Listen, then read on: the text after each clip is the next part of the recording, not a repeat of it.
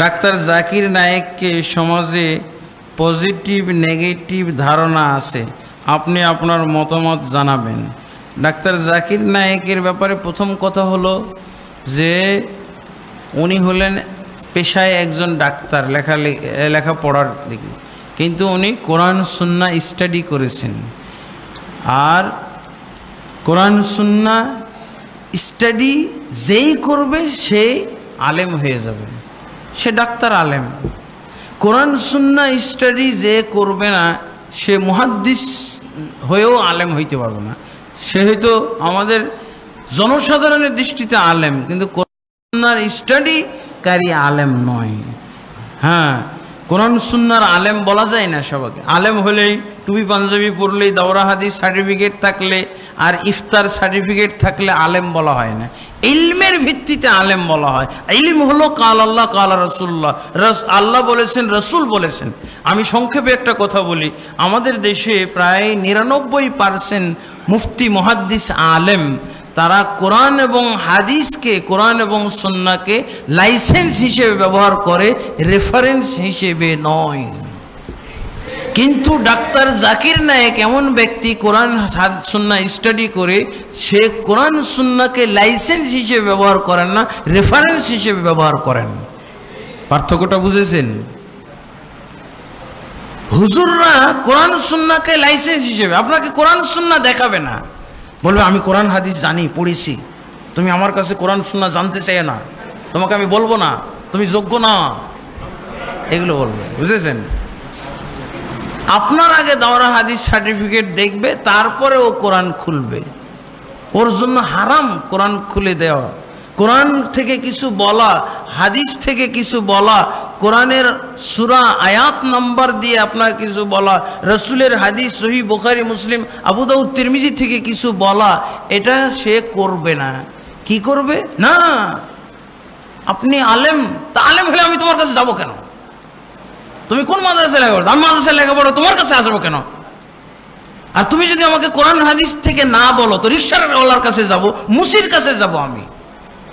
তুমিও কোরআন হাদিস বলছো না, ওই রিকশাওয়ালা মুসিও কোরআন হাদিসের কথা বলছে না, আমাকে কোরআন হাদিসে। কারণ ওরা কি বলে, আমার মুখটাই তো কোরআন হাদিস, তোমার কোরআন হাদিস লাগবে না। এটা হলো লাইসেন্স, লাইসেন্সওয়ালা হুজুরের কথা। আমি তো কোরআন হাদিস পড়েছি, তুমি আর জিজ্ঞেস করতে পারবে না, আমি যা বলবো ওইটাই কোরআন হাদিস। বাংলা বলি, ইংরেজি বাংলা বলি, আর যাই বলি ওটাই কোরআন হাদিস। তুমি কোরআন হাদিসের দলিল চাইবা না। দলিল চাইলেই আমাদের দেশে মাদ্রাসার হুজুররা ইল্লা মাশা আল্লাহ অল্প কিছু যারা আমানতদার হুজুর, কোরআন এবং সুন্নাহর যারা কি বলে মানমর্যাদা বুঝেন, তারাই কেবল এরকম জবাবদিহিতা অনুভব করেন, জবাবদিহিতা তাদের কাছে আছে। আর প্রায় 99% আপনাকে ধমকি দিয়ে পাঠিয়ে দিবে। তুমি দলিল জানতে চাইবা কেন? ডাক্তারদের কাছে তো রুগীরা দলিল জানতে চায় না, খালি ওষুধ নিয়ে যায়, তুমি আমার কাছে ওষুধ নিয়ে যাও। ও নিজেও জানে না, এই জন্য আপনাকে দলিলও দিবে না। কারণ যারা কোরআন হাদিসকে লাইসেন্স হিসেবে ব্যবহার করে, রেফারেন্স হিসেবে নয়। রেফারেন্স মানে ডাক্তার জাকির নায়েক লাইসেন্স হিসেবে ব্যবহার করে না, রেফারেন্স হিসেবে। পার্থক্যটা বুঝেছেন? আর এই কারণে ওদের হিংসা, কতগুলো হুজুরের হিংসা, মুফতিদের হিংসা, যে ডাক্তার হয়ে কোরআন সুন্নাহ বলেন। আপনি ডাক্তার জাকির নায়েক কয়জনকে ইহুদি বানিয়েছে, কয়জনকে হিন্দু বানিয়েছে, কয়জনকে খ্রিস্টান বানিয়েছে? নাকি এর উল্টা করেছে? খ্রিস্টানকে মুসলমান বানিয়েছে, আর হিন্দুকে মুসলমান বানিয়েছে, ইহুদিকে মুসলমান বানিয়েছে। কয়জন? আপনি একটা তালিকা দেন তো হুজুর। ডাক্তার জাকির নায়েক নাকি বিভ্রান্ত করে, তা আপনি একটা তালিকা বের করেন যে ডাক্তার জাকির নায়েক একজনকে ইহুদি বানিয়েছে, ডাক্তার জাকির নায়েক আরেকজনকে হিন্দু বানিয়েছে, ডাক্তার জাকির নায়েক কয়জনকে অমুসলিম বানিয়েছে, এটা তালিকা দাও। কি দিয়েছে উনি? কোরআনের রেফারেন্স দিয়েছে, হাদিসের রেফারেন্স দিয়ে দিয়েছে। এটাই আপনার জ্বালা পোড়ার কারণ, এটাই হুজুরদের জ্বালা পোড়ার কারণ। আর আমাদের দেশের হুজুরদের মাধ্যমে, অনেক হুজুরের মাধ্যমে মুরতাদ হচ্ছে, কাফের হচ্ছে, বিধর্মী হচ্ছে। বিধর্মী হচ্ছে না? যদি কুফরি শিখায়, শিরক শিখায়, কে শিখায়? আল্লাহ সর্বত্র বিরাজমান। কে এটা ওয়াজ করে? কে? মুমিনের কলমের মধ্যে আল্লাহ, এটা কে ওয়াজ করে মানুষকে শিখায়? এই কুফরি কলম কে শিখায়? কুফরি ওয়াজ কে শিখায়? হুজুররা শিখায়। উনি কাফেরকে মুসলমান বানায়, আর হুজুর হয়ে মুফতি হয়ে মুসলমানকে কাফের বানাইতেছে। এই তো পার্থক্যটা।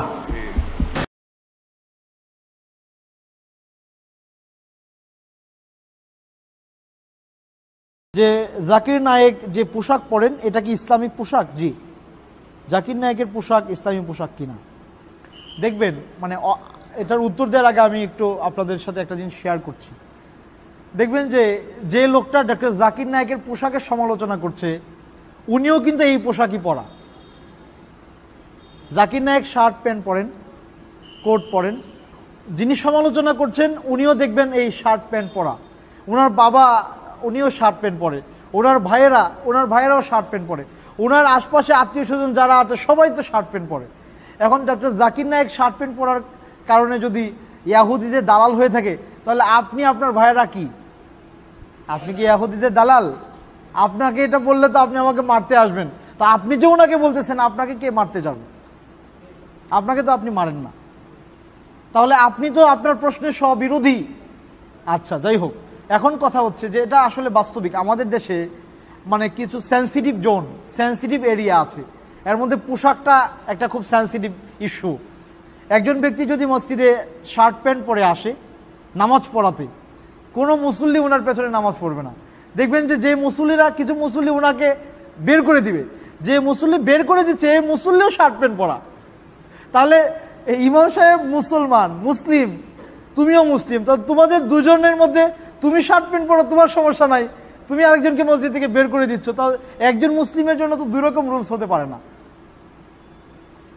এই চিন্তাটা শুনেন, একটা কথা মনে রাখবেন যে জেনারেল পিপল আর যারা সমাজের ইমাম খতিব, ওনাদের মধ্যে মনে করে যে ইমাম সাহেবরা আলাদা, অন্য যুগের, অন্য জগতের একজন মানুষ হবে।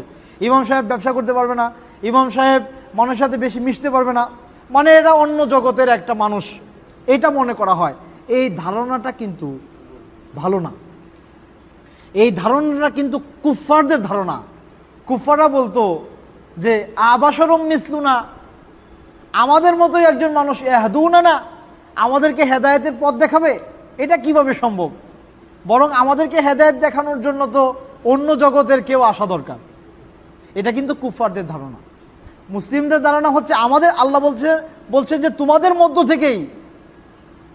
মধ্য থেকেই একজন ব্যক্তিকে আমি রাসূল বানিয়েছি, তোমাদের মতোই সে, তোমাদের মধ্য থেকেই আমি, তোমাদের মধ্য থেকে। তাহলে লিডার যিনি হবেন উনি আমাদের মতোই মানুষ হবেন, আমাদের মতোই ড্রেস আপ গেট আপ ওনার হবে। অন্য কোনো জগতের, অন্য কোনো কালচার, অন্যভাবে উনি বড় হবেন, ইনি আমাদের যোগ্য নেতা হতে পারেন না। কারণ আমাদের সুখ দুঃখ তো উনি বুঝবেন না যদি উনি আমাদের মতো না হন। এই জন্য প্রত্যেক নবী রাসূল ওই গোত্রে জন্মগ্রহণ করেছেন, ওই ভাষায়, ওই জাতির জন্য যাদেরকে তিনি পরিচালনা করেছেন, পথ দেখিয়েছেন, একই গোত্রের ছিলেন, একই সমাজের, একই কালচার, একই খাদ্য খেতেন, তাই না? জি, এই জন্যে আপনার জাকির নায়েকের পোশাকের ব্যাপারে যদি আপনি প্রশ্ন করেন যে ইসলামিক পোশাক কোনটা, ইসলামিক পোশাক হচ্ছে এমন অনেকগুলো কন্ডিশন আছে পোশাকের ক্ষেত্রে। এর মধ্যে একটা পোশাক, আল্লাহ সুবহানাহু ওয়া তাআলা পোশাক সম্পর্কে কোরআনে বলছেন লিবাসুকুম ইওয়ারি সাওআতিকুম ওয়ারিশা, তোমাদেরকে আমি পোশাক দিয়েছি যাতে করে তোমাদের অবয়ব ঢেকে থাকে, ওয়ারিশা, এবং সৌন্দর্য প্রকাশ পায়। তাহলে কোরআনে দুইটা মূলনীতির কথা বলা আছে। দেখেন, যদি পোশাকটা নির্দিষ্ট করে বলা হতো এটা ইসলামের পোশাক, তাহলে মনে করেন মক্কায় আল্লাহ রসুল ছিলেন, এখানে যদি একটা পোশাক নির্দিষ্ট করে দেওয়া হতো, ওখানে তো গরম, সবসময় গরম থাকে, মরুভূমি, তাহলে যে সমস্ত লোকদের বরফ অঞ্চলে বাড়ি, ওনারা কি পোশাক পরত? একটা পোশাক যদি নির্দিষ্ট করে দেওয়া হতো মুশকিল হয়ে যেত, তাই না? যে লোকটা আজকে যদি জুব্বাটা ইসলামের পোশাক হয়, তাহলে যে মনে করেন যে ব্যক্তি ইয়েতে কাজ করে, আপনার রাস্তাঘাটে কাজ করছে, কনস্ট্রাকশনে কাজ করছে, ইনি আমার মতো জুব্বা পরে কাজ করতে গেলে তো প্যাচ লেগে উনি পরে মারা যাবেন। ওনার জন্য তো এমন পোশাক পরতে হবে যেটা এরকম খুব বেশি, এত বেশি আমাদের মতো এরকম না, মানে এমন একটা পোশাক ওনার জন্য কনভিনিয়েন্ট হবে। যাই হোক, এই জন্য ইসলাম নির্দিষ্ট পোশাক বলে নাই, কিছু মূলনীতি বলে দিয়েছে যে এমন পোশাক হবে যেটা অবয়ব ঢেকে রাখবে সৌন্দর্য প্রকাশ পাবে। হাদিসে আল্লাহ রাসূল বলেছেন যে এমন নারীদের পোশাকের মতো যেন পুরুষদের পোশাক না হয়, আবার নারীদের পোশাক যেন পুরুষের পোশাকের মতো না হয়, মানে তাসবিহ হবে না, সাদৃশ্য হবে না। হাদিস আছে স্পষ্ট, সেদিকে যাচ্ছি না, অনেক লম্বা সময় লেগে যাবে। এরপরে আরো বলছি এরপরে আপনার নারীদের সাদৃশ্য হবে না পুরুষদের পোশাক, পুরুষদের সাদৃশ্য হবে না নারীদের পোশাক। এরপরে পুরুষদের জন্য রেশমি পোশাক হবে না, এবং অমুসলিমদের ড্রেস আপ হবে না। এখন শার্ট প্যান্ট তো অমুসলিমদের পোশাক না। অমুসলিমদের পোশাক যেমন হিন্দুরা ধুতি পরে, তারপরে আপনার ইয়াহুদিরা তাদের মাথার মধ্যে একটা ইয়ে আছে, গোল একটা জিনিস রেখে দেয়, এটা তাদের সাইন, এটা পড়লে বোঝা যায় এই লোকটা ইয়াহুদি। শার্ট প্যান্ট তো আপনিও পরছেন, সবাই পরছে, এটা কমন একটা পোশাক। এই ক্ষেত্রে যাই হোক, সবচেয়ে বড় কথা হচ্ছে এটা ইসলামের পোশাকটা নির্দিষ্ট কোনো পোশাক না, কিছু মূলনীতি দেয়া আছে যে শরীর যদি আপনার ঢেকে থাকে, অবয়বটা যদি পোশাক যদি সৌন্দর্য প্রকাশ পায়, এটা যদি মেয়েদের মতো না হয়, অমুসলিমদের পোশাক না হয়, এরপরে আপনার অমুসলিমদের পোশাক যদি না হয়, এরপরে আপনার এটা যদি রেশমি কাপড় না হয়, তাহলে আপনি এটা পরতে পারেন, অসুবিধা নাই। তাহলে জাকির নায়েক যে পোশাকটা পরছে এটা বৈধ, অবৈধ কোনো পোশাক না, পরা যেতে পারে। ইয়েস, যেমন খ্রিস্টানরা ক্রুশ ঝুলায়। আমি যখন ইজিপ্টে ছিলাম আমি দেখেছি যে ওখানে বাবা বলতো ওনারা, মানে ফাদার, খ্রিস্টানদের ফাদার যারা, তো বাবা সানুদা একজন ছিলেন, তো ওনাকে দেখলাম যে উনি আমাদের চেয়ে আরও লম্বা, জুব্বা পরা, দাড়ি একদম বুক পর্যন্ত চলে এসছে, মাথায় গোল টুপি পরা, চেনার কোনো উপায় নাই যে উনি কি মুসলিম নাকি অমুসলিম এই পোশাক দেখে। কিন্তু ওনার গলায় একটা ক্রুশ ঝুলানো আছে, এটা দেখে বোঝা যায় যে এই লোকটা অমুসলিম। এখন কোনো মুসলিম যদি এই ক্রসটা গলায় লাগায়, এটা তার জন্য হারাম পোশাক হবে। তাহলে শার্ট প্যান্ট গেঞ্জি কিংবা এই পোশাকগুলো, এগুলো অ্যালাউড, বৈধ, তবে ঢিলে ঢালা হওয়া জরুরি। এগুলো যেন এমন আটসাট না হয় যে শরীরের অবয়ব প্রকাশ পায়। আল্লাহ আমাদেরকে তৌফিক দান করুন, আমিন। মোহতারাম, আপনার কাছে ডাক্তার জাকির নায়েকের ব্যাপারে জানতে চাচ্ছি। আসলে আমাদের মুসলিম উম্মার দুর্ভাগ্য হলো যে আল্লাহ যেটা কোরআন কারিমে আমাদের ব্যালেন্স শিখিয়েছেন, যে কোনো ব্যাপারে উগ্র না হওয়া, মুসলিম উম্মা সব ব্যাপারে উগ্র হয়ে যায়। আমরা কেন আমি জানি না। আল্লাহ তাআলা কোরআন কারিমে, আপনারা ভালো করে পড়েন, ইহুদি খ্রিস্টানদের অনাচার অজাচারের জুলুম অত্যাচার আলোচনা করতে যায় তাদের প্রশংসা করেছেন। আবার তাদের হয় আগে প্রশংসা করেছেন নইলে পরে প্রশংসা করেছেন, সবাই নয়, ভালো দিকগুলো সব ব্যাপারে মুমিন। আল্লাহ কোরআন কারিমে বলেছেন ওয়াইদা কুলতুম ফাআদিলু, যখন কথা বলবে ইনসাফ করে কথা বলবে। তে ডাক্তার জাকির নায়েক একজন দায়ী, আমরা তার পক্ষে বিপক্ষে উভয় ক্ষেত্রে হয়তো সীমা লঙ্ঘন করে ফেলি। যারা তাকে ইহুদি খ্রিস্টানদের দালাল বলেন বা যে কাউকে, আমাকে বলেন অমুককে বলেন, প্রথম প্রশ্ন হলো যে যদি কোনো আলেম বলেন অমুক ব্যক্তি ইহুদি খ্রিস্টানের দালাল, তাকে যদি বলা হয় আপনি আল্লাহর নামে কসম করেন আমি নিশ্চিত জানি তিনি ইহুদি খ্রিস্টানের দালাল, টাকা নেন, যদি আমার এই কথা মিথ্যা হয় তাহলে আমার স্ত্রী 3 তালাক, এই কসম করতে উনি রাজি হবেন কিনা। যদি রাজি না হন তাহলে বুঝতে হবে আন্দাজে বলেছেন। আর আল্লাহ কোরআন কারিমে বলেছেন ইজতানিবু কাসীরাম মিনায-যন্নি, আল্লাহ রাসূল সাল্লাল্লাহু আলাইহি ওয়াসাল্লাম বলেছেন ইয়াকুমুয-যন্না ফা ইন্নায-যন্না আকযাবুল হাদিস, তোমরা আন্দাজের উপরে ধারণা বলো না, এটা মিথ্যা কথা। দ্বিতীয় কথা হলো যে এটা যদি সত্য না হয়, অর্থাৎ জাকির নায়েক টাকা নেননি, এটা মিথ্যা কথা, তাহলে কি হবে? আল্লাহ রাসূল সাল্লাল্লাহু আলাইহি ওয়াসাল্লাম বলেছেন মান ক্বালা ফি মুমিনিন মা লাইসা মিন ফিহি আসকানাহুল্লাহু ইয়াউমাল কিয়ামাতি রাদগাতাল খাবালে হাত্তা ইয়াতিয়া বিমাখরাজিম মিনহু।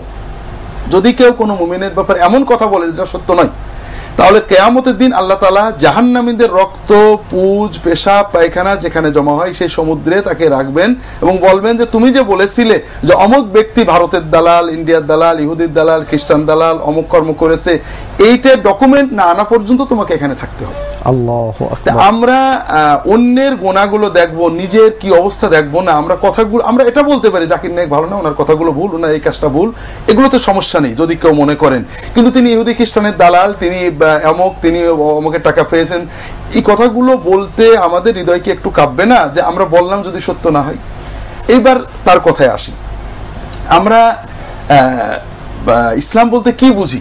ইসলাম বলতে যদি রাসূলুল্লাহ সাল্লাল্লাহু আলাইহি ওয়াসাল্লাম সাহাবীদের ইসলাম বুঝি, তাহলে জাকির নায়েকের ওয়াজ শুনে আজ পর্যন্ত কোনো মুসলমান ইসলাম ছেড়ে ইহুদি খ্রিস্টান হয়েছে এমন কোনো নজির নেই। কিন্তু ইসলাম বলতে যদি আমরা হানাফি মাযহাব বুঝি বা অন্য কোনো কিছু বুঝি, তাহলে তিনি ইসলামের শত্রু হতে পারেন, কারণ তার ওয়াজ শুনে অনেকে হানাফি মাযহাব ত্যাগ করে।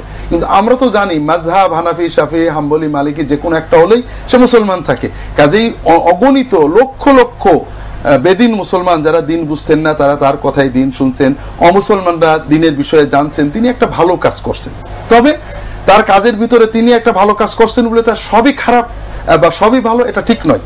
তার কাজে আমি ব্যক্তিগতভাবে দুটো বিষয় মনে করি তিনি যদি এটা না করতেন খুবই ভালো হতো। একটা হলো একজন দায়ী বিতর্কিত মাসআলায় না যাওয়া উচিত। তিনি আলেম নন, তিনি দায়ী, আল্লাহ তাকে অসাধারণ মেধা দিয়েছেন।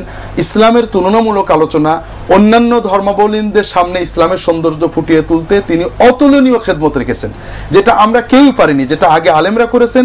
দুঃখজনকভাবে বর্তমান যুগে একজন আলেমও এই কাজ করছেন না। আলেমদের দায়িত্ব তিনি পালন করছেন, তিনি নিঃসন্দেহে প্রশংসা পাওয়ার যোগ্য।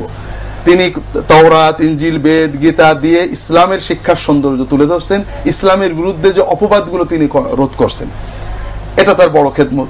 কিন্তু তিনি ফিকহ মাসলা মাসাইল, হাদিসের সহি জয়ীফ মাসলা মাসাইল এগুলো তিনি জানেন না। এখানে তিনি মুকাল্লিদ, অন্য কোনো আলেমের কথা মতো তিনি করেন। তার উচিত ছিল এই কথাগুলো আলেমদের দায়িত্ব দেওয়া, তার টিভিতেই যে বড় বড় আলেম তাদেরকে রেফার করে দেওয়া, তারা ওটাকে এলমি একাডেমিক বলতে পারতেন। উনি যখন বলেন একাডেমিক হয় না। আর উনি যেহেতু দায়ীদের যথাসম্ভব বিতর্ক এড়িয়ে চলা উচিত। তবে উনি যেগুলো বলেন, উনি আমার জানা মতে ডাক্তার জাকির নায়েকের বিরুদ্ধে যারা বই টই লিখেছেন তার বইয়ের ভিতরে তার যে অভিযোগগুলো আছে, অভিযোগের ভিতরে কোনো সারবক্ত আমি পাইনি।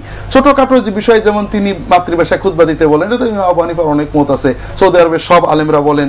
তিনি অনেক মসলায় হাম্বলি ফেকার অনুসরণ করেন, এটা তো সব ফেকাই তো ঠিক আছে। যদি হাম্বলি ফেকাই গেলেই গুমরাহ হয়, তাহলে তো বিশ্বের সব মানুষই গুমরাহ হয়ে যাবে।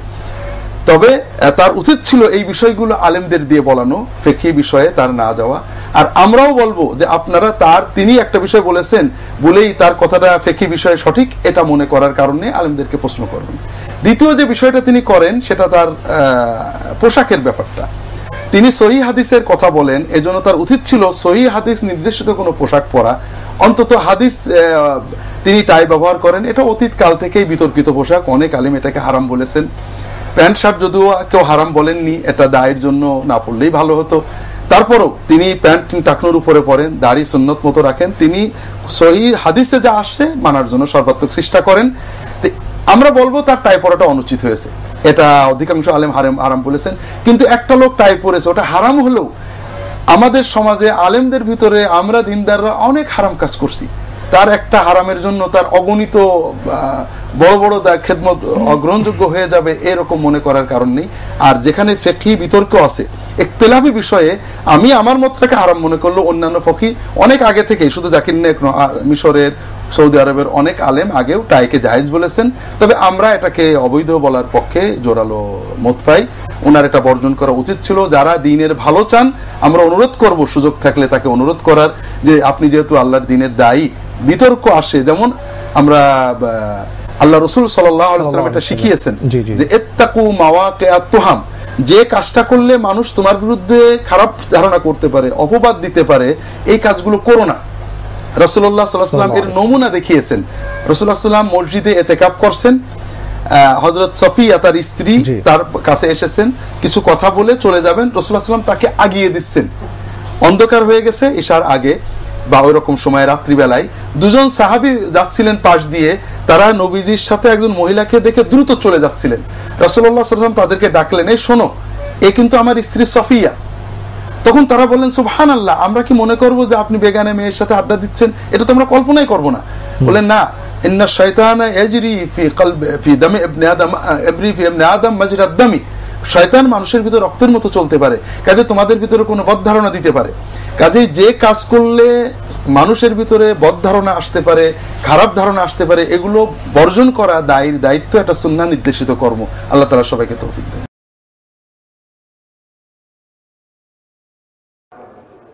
মুফতি সাহেব পানের বাটা নিয়ে বসে আছেন। হুজুর, পানের জর্দা খাওয়া হারাম। জর্দা কি আল্লাহ হারাম বলেছেন? কোরআনে কি জর্দার নাম আছে? নেই। সিগারেট বিড়ির নাম কি কোরআনে আছে? নাই।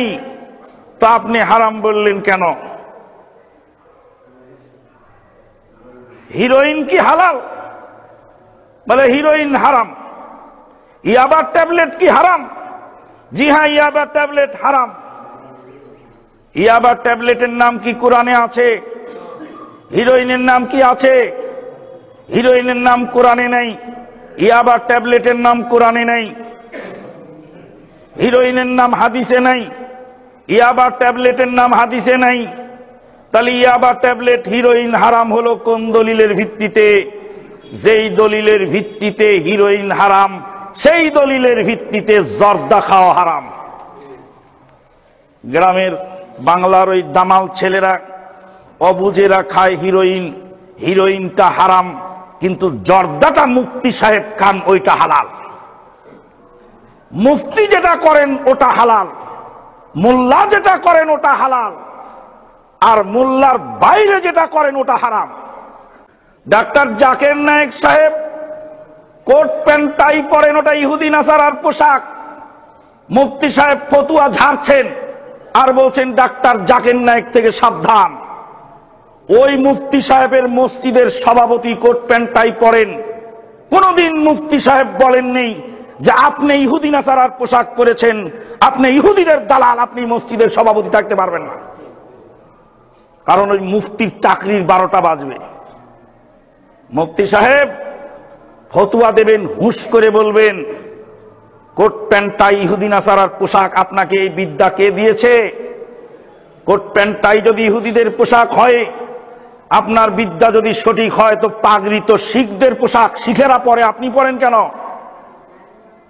টুপি তো জওহরলাল নেহেরু পরেছিল, আপনি পরেন কেন?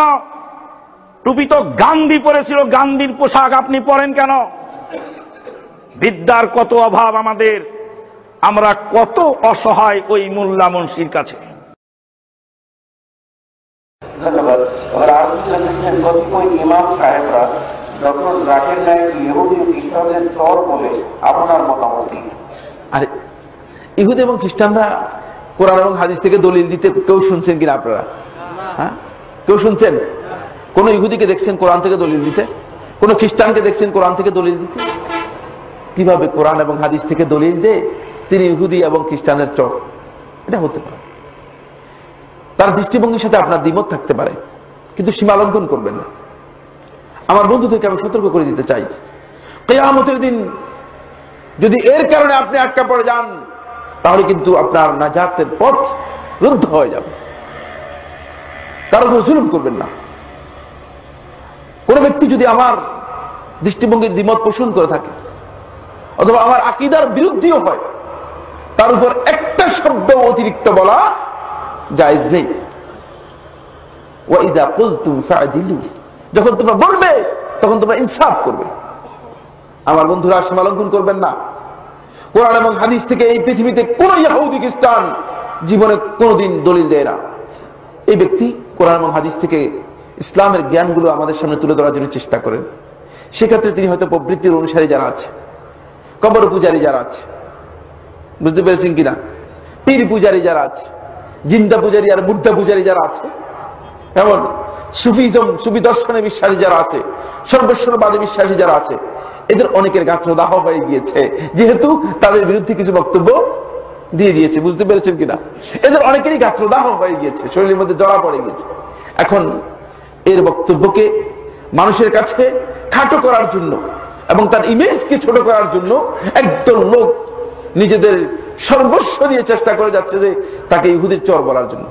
আরে বাবা, তোমাকে কে বলেছে এই ধরনের ধৃষ্টতা পোষণ করার, এই ধরনের মিথ্যা কথা বলার? তোমার দৃষ্টিভঙ্গির সাথে তার যদি দ্বিমত থাকে, বলেন যে আমার এই দৃষ্টিভঙ্গির সাথে তার দ্বিমত রয়েছে বক্তব্যে, কিন্তু তার উপর যদি এমন মিথ্যা কথা বলে দেন, তাহলে কিন্তু কিয়ামতের দিন আটকা পড়ে যাবে।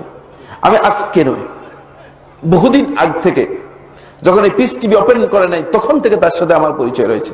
বুঝতে পেরেছেন কিনা? আমার সাথে যতদিন কথা হয়েছে, যতবার আমরা একত্রিত হয়েছি, আলোচনা করেছি, আমার কাছে একজন মুখলেস দায়ী হিসেবে মনে হয়েছে। সুতরাং আমি মনে করি কেউ কোনোদিন অন্যায় ভাবে কারোর উপর জুলুম করবেন না। যদি করে থাকেন, তওবা করে ফিরে আসুন।